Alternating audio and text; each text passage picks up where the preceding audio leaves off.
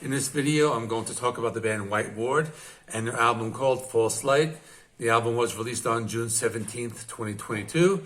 The band is from the Ukraine.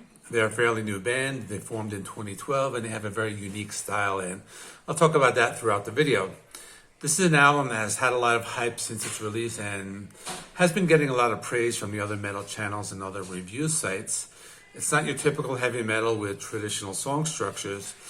It's very modern and experimental. It's black metal, it's post-metal, and they incorporate lots of jazz and other influences. There's a lot of saxophone on the album, there's a little bit of trumpet, and if you think that sounds strange, it kind of is, but also like a growing trend in metal music. Of course, the saxophone has been used with like death metal bands such as Rivers of Nile and At the Gates very recently. The songs are also of varying lengths. Some are only 3 minutes and some are closer to 15 minutes. Sometimes they're quiet and atmospheric. Other times the songs are loud and energetic. For me, it was very different. That's why I waited a few days to review this so I can get in a few listens. I kind of went into it as I would like a Pink Floyd album or any other prog rock album, knowing that it will be very complex and take some time to get into. It's a long album. There are only 8 songs and the album is a little over an hour long, so let's talk about it. The album opens with Leviathan. It's a 13 minute and 18 seconds long song.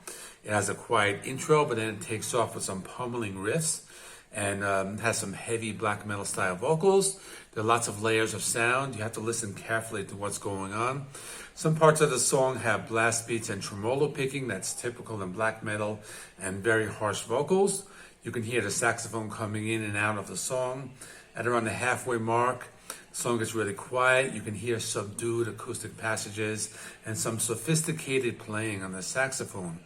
This part is very warm and relaxing and has some soft drum fills. And after a few minutes, the song builds back up with some heavy guitars and harsh vocals. Here they incorporate some cleaner style vocals overlaid on the harsh vocals, and there's a melodic guitar solo. There's a lot going on here, and keep in mind this is just the first song. The next song is a 5-minute song called Salt Paradise. This one has a very soft acoustic intro with a hazy keyboard texture in the background. The vocals are very different. They're clean vocals in a low baritone style. They then incorporate some of the smooth jazz saxophone playing into the song. You don't really hear any heavy guitars here, and I think their intention was to make the deep vocals the heaviest part of the song and like everything else used as an accompaniment to the song. So in the end, it's heavy, but not the way you would expect it to be. Phoenix is a song that reminds me of an intro to a horror movie. It has the creepy synth melody and the deep bass guitar driving the rhythm. After about a minute, they bring in the saxophone, incorporating some of the jazz sound and lots of dark and ominous tones. They incorporate some of the intense sounds that you would expect with like black metal style guitar riffing and blast beats. At this point, the song is very heavy in a typical black metal fashion. They balance the heavy and light a lot with a song with a quieter and dreamy passage with some smooth jazz in the middle of the song. It then gets heavy with some pummeling riffs and a shredding guitar solo. You can hear some modern rock or post-punk influences in the song, something we will be hearing a little more in subsequent songs. The song ends with some spoken word sections that appear to be a sound clip from a type of environmental podcast or interview or something. Silent Circles has a mysterious and ambient feel at first, but then it suddenly and unexpectedly knocks you over with some hammering black metal, then pulling back with some smooth jazz sound textures and some sounds in the background that are very low, maybe like a TV playing in the background, but you can faintly hear people arguing. You get this pattern throughout the song, going back and forth between the heavy and the light, the soft and the hard. They also add in like what I would call like modern rock vocals in the mix, and those are mixed with the harsh black metal vocals. Echoes in Eternity, it's a 3.5 minute song. It's very soft and dreamy. You can hear smooth jazz playing, some ambient sounds similar to notes being played underwater, and I guess that's how I would describe it.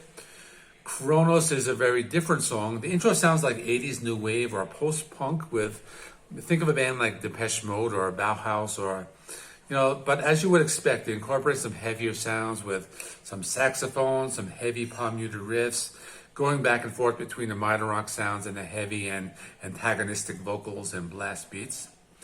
Next is the title track, which is the longest song in the album at close to 15 minutes. After a brief jazz intro, it takes off with some heavy death metal style riffing, some drum beats, followed by some black metal style tremolo picking. The sound is very forceful and hostile at this point, and comes with all the instruments coming at you at full force. It's brutal, it's extreme, it's an invasion of your senses. After about 6 minutes, you get a very mild and tranquil break from all the madness, but it don't last long as the brutality comes back in after about a minute. My favorite part comes in at around 9 minutes with these palm muted, like distorted low E strings. You know, that's something metalheads love, and you never get enough of that. You know, that like kind of love that one. But last 2 minutes of the song are very soft, quiet, it's dreamy, and some low chanting in the background. The final song is called Downfall. This is very cloudy. It's ghosty. It's ghosty or ghostly, or it's ethereal, it's spiritual. You can hear a person speaking in the background. They're talking about like Christianity and religion, but just a short 3-minute song. And that's all. So the album took me a few listens to get into. At first I didn't like it at all, and then I can say after I started listening to it, you know, after a couple more times and like a few days later, it did grow on me a little more. Now, I may not be as enthusiastic as, you know, some of the other channels, you know, mainly because the genres that make up the bands are not always like my favorites, you know, like jazz or black metal. But I did enjoy like the post-metal or 80s like goth post or goth punk post or whatever, goth I'm trying to say. You know, the parts of the song like Kronos, that song kind of sounded like The Cure, or that kind of type of sound. But anyway, I do appreciate the album. You know, most channels do give it a 9 or 10. For me, it's a solid 8 out of 10, and it did grow on me after a few listens, so maybe over time the score will go up, but that's what it is right now. I do have a few more anniversaries coming up. White Lion Pride, Black Sabbath Dehumanizer, and Helmet Meantime, and those I will do during the week.